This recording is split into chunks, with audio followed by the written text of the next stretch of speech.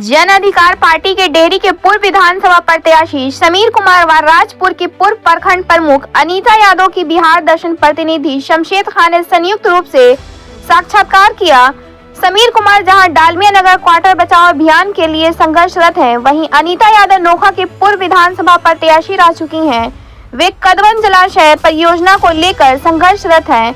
रोहतास, भोजपुर और आरा, पटना क्षेत्र के खेतों में इन परियोजना का लाभ नहीं मिलने के कारण लोग सिंचाई से वंचित हो रहे हैं। समीर कुमार और अनीता यादव दोनों अपने अपने क्षेत्रों में जोरदार ढंग से जन जागरण अभियान चला रहे हैं। अनीता यादव को जन अधिकार पार्टी के अशोक सिंघियाना और ललित कुमार सिन्हा ने समीर कुमार के नेतृत्व में आज सम्मानित किया। अशोक सिंघियाना, धनु श्रीवास्तव और ललित कुमार सिन्हा कल पटना में पार्टी के राष्ट्रीय अध्यक्ष पप्पू कुमार के समक्ष पार्टी की सदस्यता ली है। ब्यूरो रिपोर्ट, बिहार दर्शन। मैं बिहार दर्शन प्रतिनिधि शमशेद खान। आज बड़ा खुशी का दिन है कि हम लोग जो हैं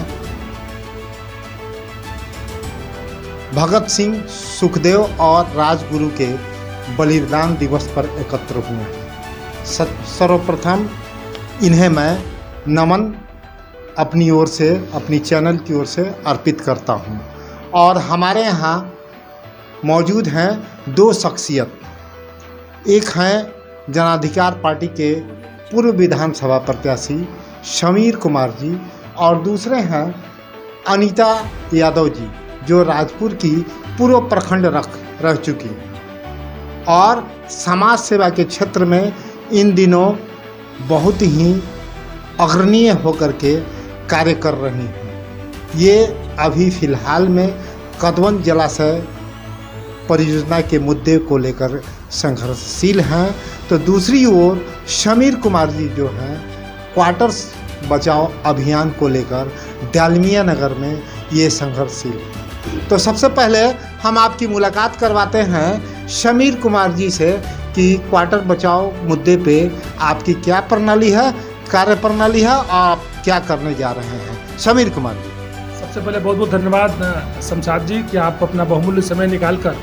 आज उस पावन दिन पे हमें एकत्रित करने का सौभाग्य प्राप्त कराए हैं, जिस दिन को पूरा विश्व बड़े ही गर्व के साथ मनाता है। तो मैं भी सबसे पहले आपके चैनल के माध्यम से शहीद भगत सिंह, सुखदेव और राजगुरु जी के चरणों में अपनी श्रद्धांजलि अर्पित करता हूँ।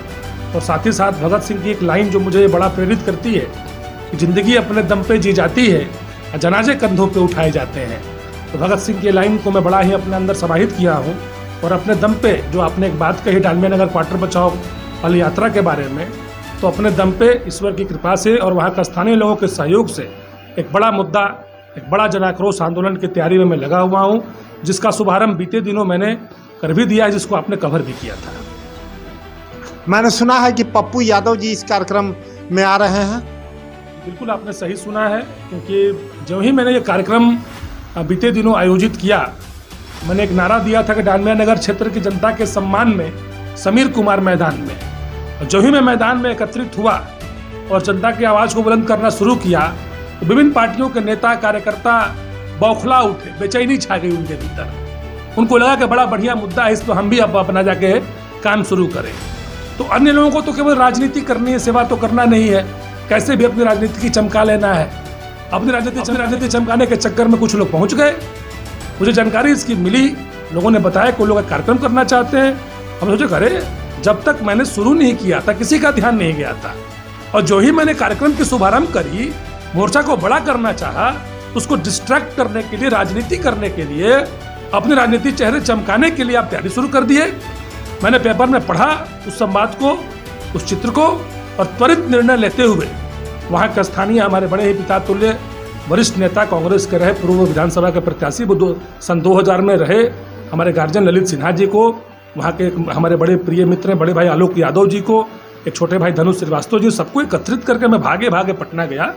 आदरणीय नेता श्री पप्पू यादव से मैंने मुलाकात की और हमने उनसे कहा कि सर, मैंने इस आक्रोश आंदोलन को तेज किया है और मैं चाहता हूं कि आपका शुभागमन हो। और मैं क्या, पूरी जनता चाहती है। डालमिया नगर क्षेत्र की सारी जनता एक जुझारू नेता को खोज रही थी, जहां मैंने उनकी इच्छा को पहले पूरा किया और एक बड़े जन आक्रोश आंदोलन के लिए, ताकि क्वार्टर हमारा बचे। हम नेतागिरी नहीं चमका रहे शमशाद भैया, हमारी नेतागिरी चमकी हुई है, जिसको चमकाना वो चमकाते रहे, क्योंकि मैं निरंतर संघर्ष कर रहा हूँ। और पॉलिश तभी होता है, चमकना मतलब क्या? चमकना मतलब जो निरंतर संघर्ष कर रहा है। अगर आप इस अंगूठी को चमकाना चाहते हैं, लगातार रगड़िए चमकदार हो जाएगी। तो मैं लगातार रगड़ रहा हूं खुद को, इसलिए मैं चमका हुआ हूं। मैं चमकाने के फेरा में नहीं हूं। मैंने डालमिया नगर क्वार्टर को बचाने के लिए प्रण लिया है। जिद है मुझे जीत की, और मैं इस जंग को जीत के रहूंगा। उस जंग में आगामी 28 या 29 को, मैं डेट अभी कंफर्म इसलिए नहीं कर रहा, मे बी 28 और 29, लेकिन इन दोनों दिनों के भीतर या तो 28 को या तो 29 को जन अधिकार पार्टी के राष्ट्रीय अध्यक्ष, मधेपुरा के पूर्व सांसद, हमारे पिता तुल्य आदरणीय गार्जियन श्री पिता पप्पू यादव जी का शुभागमन डेहरी होगा। और पूरे डायनामिक जनता के साथ हम सभी एक जन आक्रोश आंदोलन को संबोधित करेंगे। और हम ये वचन देते हैं कि जब तक जन अधिकार पार्टी के नेता और कार्यकर्ता साथ हैं, क्वार्टर खाली नहीं होगा। अब मैं अनीता यादव जी से जानना चाहता हूं कि ये कदवन जलाशय परियोजना को लेकर करके आपके क्या संघर्ष हो रहे हैं?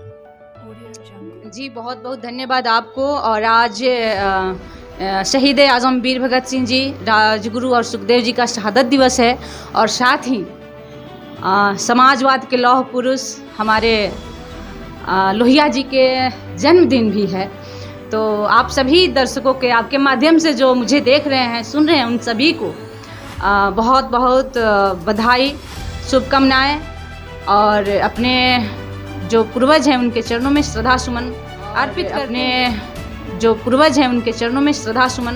अर्पित करते हुए मैं कदवन जलाशय पर प्रकाश डालूंगी। ये जो कदवन जलाशय है, ये तब के तत्कालीन प्रधानमंत्री दिग्वंत राजीव गांधी जी के द्वारा 15 जून 1989 को मंजूरी दे दी गई थी। और वो इसलिए दी गई थी कि हमारे दक्षिण भारत के पेरियार कहे जाने वाले राम अवधेश सिंह जी ने इनकी इस कदवन जलाशय के लिए लंबी संघर्ष की, और उस संघर्ष का देन था कि राजीव गांधी जी ने मंजूरी दी।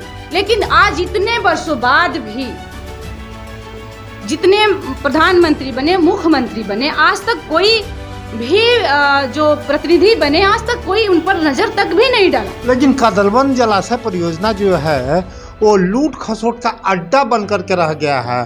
प्रत्येक पंचवर्षीय योजना में उसकी बजट बढ़ती हुई चली जाती है। देखिए, कदवन जलाशय एक बहुत बड़ा जलाशय है, पहली बात समझिए। उस पर सरकार का भी ध्यान कहाँ है? लूट छोटा सा एक 9 क्यूसेक पानी है, उससे क्या होने वाला है? अगर कदवन जलाशय, अगर सरकार चाहे तो देखिए, हम यही कहते हैं सरकार से, जो भी सरकारें हो, सबसे मैं यही कहना चाहती हूँ कि आप लंबी लंबी रोड बना रहे हैं, बहुत मतलब वो चीज आप उस पर फोकस कर रहे हैं जिस पर जनता का जो हित का काम है वो नहीं हो पा रहा है। मेन जो मुद्दा है बिहार का, उससे भी सरकार बिल्कुल भटकी हुई है मेन मुद्दाओं से। देखिए, अगर कदवन जलाशय बनता है तो बिहार में शाहाबाद जिला, मगध जिला, पटना के जिलों में जितना भी सुखाड़ से ग्रसित क्षेत्र है वो मुक्त हो जाएगा, सुखाड़ से वंचित हो जाएगा। भारत के एक एक इंच जो खेत है वो सिंचित भूमि के रूप में हो जाएगा। और हमारा बिहार ही अकेला अगर अकाल पड़े तो क्षमता रखेगा पूरे भारत के देश के लोगों को अन्न देने के लिए। तो मेन मुद्दा तो सरकार भूल जाती है। कदवन जलाशय उसको ख्याल में, हमको लगता है कि सरकार के ख्याल में ही नहीं है कि कोई जलाशय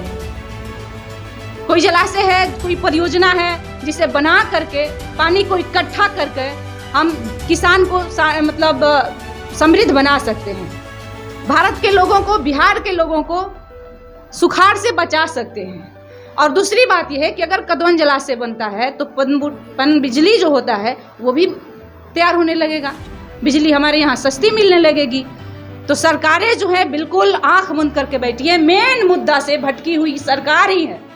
कोई जलाशय है, कोई परियोजना है जिसे बना करके पानी को इकट्ठा करके हम किसान को मतलब समृद्ध बना सकते हैं, भारत के लोगों को, बिहार के लोगों को सुखाड़ से बचा सकते हैं। और दूसरी बात यह है कि अगर कदवन जलाशय बनता है तो पन बिजली जो होता है वो भी तैयार होने लगेगा, बिजली हमारे यहाँ सस्ती मिलने लगेगी। तो सरकारें जो है बिल्कुल आंख बंद करके बैठी है, मेन मुद्दा से भटकी हुई सरकार ही है। सरकार को मुद्दा ही पता नहीं है कि हमारे बिहार में क्या क्या मुद्दा होना चाहिए। पहला वो अन्न, दूसरा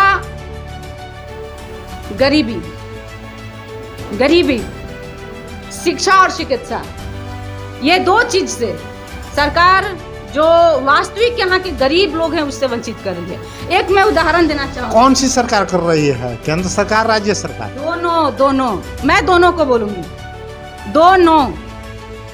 ये दोनों सरकार बेरहमी से जनता को लूटने और ठगने का काम कर रही है। जैसे लग रहा है कि इनके पास कोई चिंताएं ही नहीं है बिहार के गरीबों के लिए, भारत के गरीबों के लिए। आज दवाइयाँ इतनी महंगी मिल रही है कि जिस रोग को एक सप्ताह में खत्म होना चाहिए वो रोग महीनों दिन तक रह जाते हैं। वो कैसे?